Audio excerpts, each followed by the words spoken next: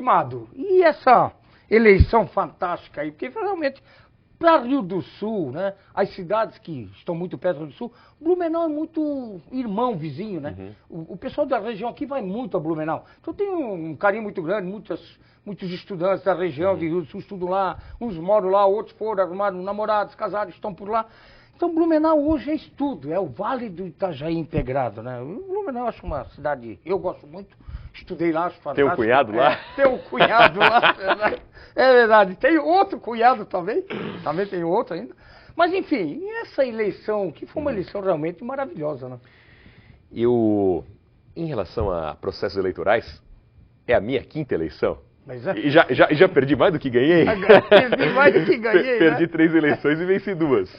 Fui eleito vereador em 2008, né? E nas vitórias aí as votações são boas. Só né? porque essa última vitória foi a consagradora, né? Na eleição a vereador foram 6.350 votos, foi a maior votação do PSDB em Santa Catarina. Em Santa Catarina. Na eleição de deputado federal, embora eu não tenha vencido o mandato, conquistado o mandato, eu classifico como uma vitória política, porque não venci eleitoralmente, mas foi a maior votação de Blumenau, 42 mil votos, e isso possibilitou e permitiu a alavancagem à candidatura a prefeito. Houve uma série de fatores, é claro, não se pode explicar uma eleição como essa com um ou outro fator de modo isolado.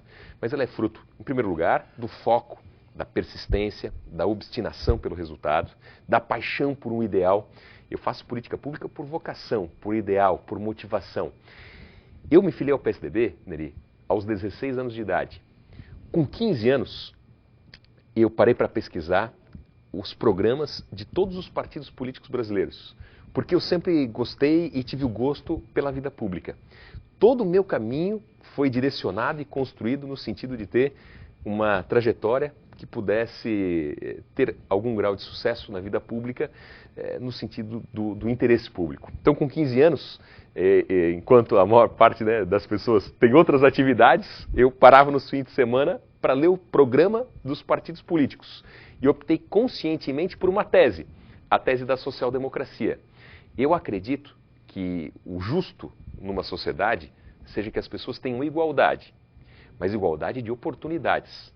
Chegar lá, realizar os seus sonhos, conquistar suas metas, isso depende do livre-arbítrio, da motivação, da vontade.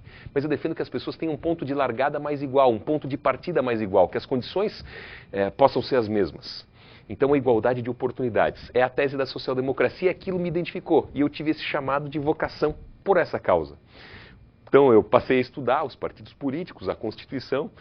Com 15 anos, eu percebi que aos 16 poderia fazer o título de eleitor e, tendo um título de eleitor, eu poderia optar por um partido político.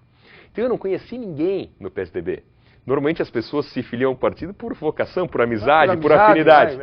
Eu li o partido, optei pelo PSDB, esperei ter 16 anos, fiz 16 anos, fiz o título, bati na porta do partido, literalmente. Você procurou, eu quero me filiar no partido. Uniforme de colégio. Estava com o uniforme do colégio, bati na porta, fui recebido pelo estagiário. Quem abonou a minha ficha foi o estagiário do partido. Falei, olha, eu quero me filiar ao PSDB. E quando eu cheguei lá, eu falei, olha, eu quero ser filiado ao PSDB, e eu já tinha estudado, falei, quero ser candidato a vereador no ano 2000. E aí todo mundo ficou impressionado e não acreditava naquela tese. E falaram, olha, mas você no ano 2000 vai ter 17 anos. Falei, sim, vou ter 17, mas farei 18 antes da posse. E antes da posse, então, já permite a candidatura. E fui candidato a vereador pela primeira vez. Deixei de ser vereador aos 17 anos por 100 votos. Eu fiz 768 votos. Um dos eleitos foi eleito com 860 votos. Chegou pertinho. Pertinho. E eu agradeço a Deus por não ter sido eleito naquela oportunidade, porque isso traz bagagem, maturidade, amadurecimento, discernimento e serenidade na caminhada.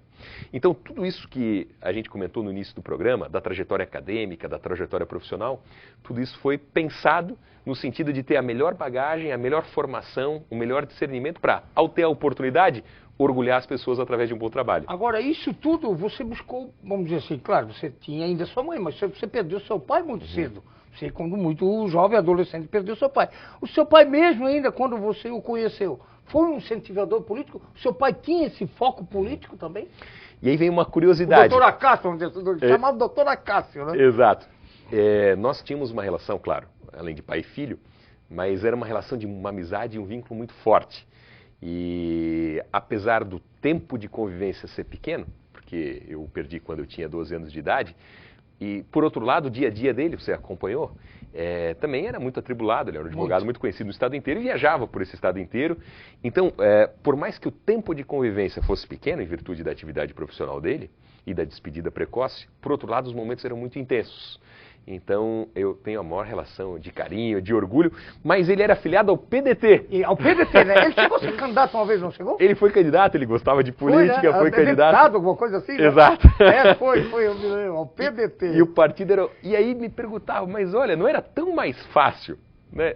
Te filiar ao PDT, que era o partido do teu pai, e aí tu terias mais portas abertas, que fosse um partido que ninguém te conhecia. Mas você foi em cima do que diz o... Vocação, ideal. O ideal né, o regimento do partido, vamos dizer assim. O que diz o partido. Isso, né? programa, ideia. Programa, ideia. Na vida da gente, o importante não é seu caminho mais fácil ou mais difícil. A gente tem que optar pelo caminho correto e consistente. E eu optei sempre pelo caminho correto e consistente, em que pese esse caminho muitas vezes ser o mais longo e ser o mais árduo. E é aí que eu também quero chegar, porque o PSDB hoje, a nível de Estado, a gente sente umas dificuldades. Por exemplo, Rio do Sul não tem um vereador, o partido, que é o seu partido, o PSDB. A nível de país, claro, disputa todas as eleições presidenciais, tem um candidato a presidente, partido forte, partido do Aécio Neves, enfim, do Geraldo Alckmin, enfim, do José Serra. Aqui no estado, o senador Paulo Bauer, Jorginho Melo hoje está no PR, deputado.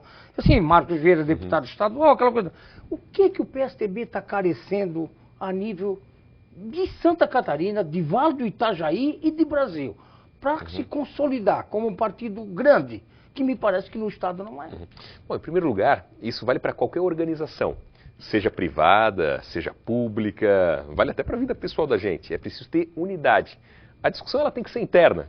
Tem algumas discussões que não precisam ser exteriorizadas. E tá vendo, tem muitas feridas aí que não estão cicatrizando no Estado, né, na verdade. Eu acredito na força do diálogo, né? Às vezes pode ter, claro, uma divergência, e isso é natural na vida pública, a divergência é uma divergência de ideias. Agora, a divergência a gente resolve no diálogo, no olho, e também na energia a gente tem que ter foco para o resultado. E isso vale, como eu disse, para as organizações, vale para um partido político. E a gente tem metas a atingir, ideais a perseguir, e quando tem obstinação por esses resultados, a gente tem que buscar a construção. Você acha ainda que o partido... vai se reerguer e nós vamos ter grandes resultados eleitorais, e através dos resultados eleitorais nós vamos ter grandes conquistas para a comunidade, porque o PSDB tem vitrines extraordinárias. O choque de gestão que hoje a sociedade deseja como nação, os municípios perseguem, as organizações privadas perseguem, nós iniciamos o choque de gestão em Minas Gerais, através da gestão exitosa do governador Aécio Neves. Nós temos grandes resultados em prefeituras, em governos do Estado. Nós temos um legado extraordinário para a nação brasileira através